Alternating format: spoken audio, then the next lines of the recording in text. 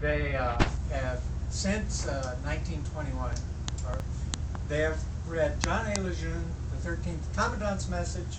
He made it an order, and then the current Commandant's message. And since that time, they have followed that tradition, and I don't want to break it now. I want to thank Dave for graciously providing the cake, and that's really something special. Thank you. You must have been up all night. Yes, 7 cakes to take care of the.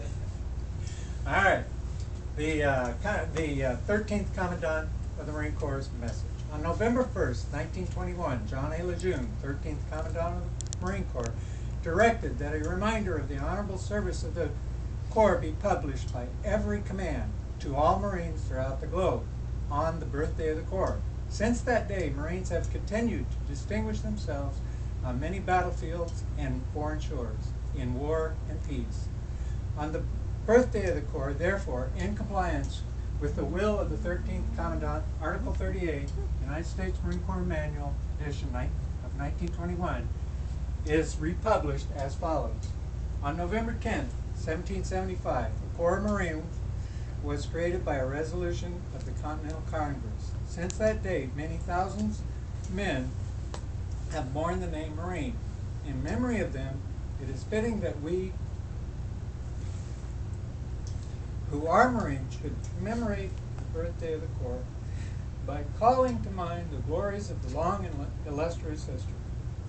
The record of the Corps is one that will bear comparison to that of the most famous military organizations in the world's history. During 90 of the 146 years its existence, the Corps has been in action against the nation's foes. From the Battle of Trenton to the Argonne, Marines have won foremost honors in war and long years of tranquility. At home, generations after generations of Marine have grown gray in war in both hemispheres, and in every corner of the 7 seas, that our country and its citizens might enjoy peace and security. In every battle and skirmish since the birth of our Corps, Marines have acquitted themselves with the greatest distinction, winning new honors on each occasion, until the term Marine has come to signify all that is highest in military efficiency and soldierly virtue. This high name of distinction and soldierly repute, who we, our Marines, today have received from those who precede us in the Corps.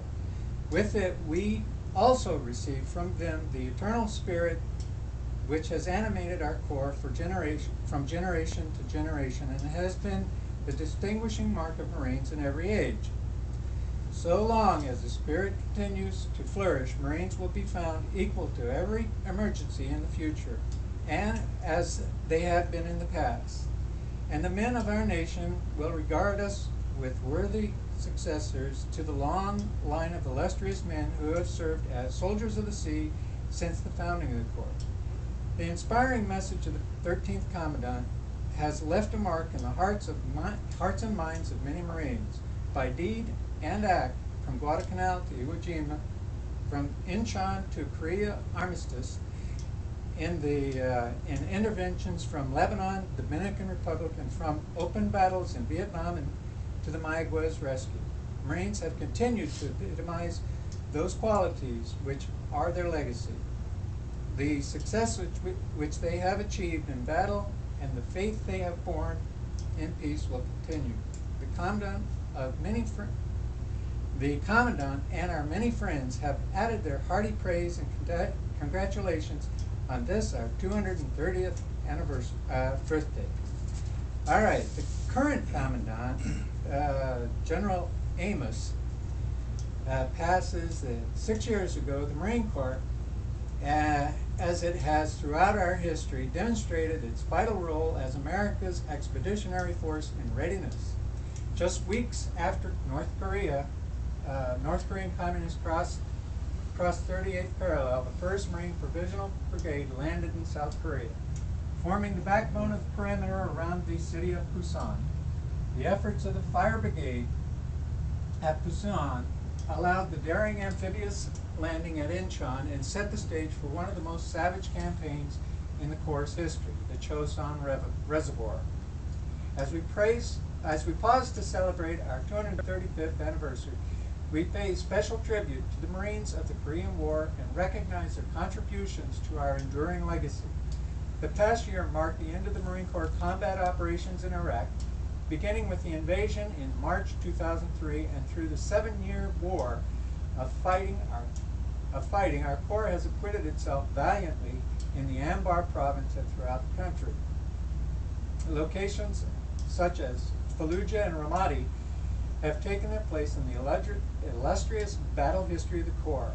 Our efforts in defeating the insurgency helped to build a brighter future for Iraq. For 235 years, at sea and ashore, Marines have succeeded in every clime and place, where hardship and adversity have often been the common thread. Today, in the rugged mountains and valleys of Afghanistan, and recently in earthquake-damaged Haiti, a flood-ravaged Pakistan, or off the coast of Africa, we continue to protect our nation, just as we did 60 years ago in Korea. To the Marines and sailors deployed overseas, to those training and preparing for our next deployment, and to the warriors who no longer wear our uniform, we honor your selfless service to our nation. To our loved ones who endure many difficulties that come with being part of the Marine family, I want to extend my sincerest thanks for all you have done and all you continue to do. Happy 235th birthday, General James F. Amos. Thank you. All right.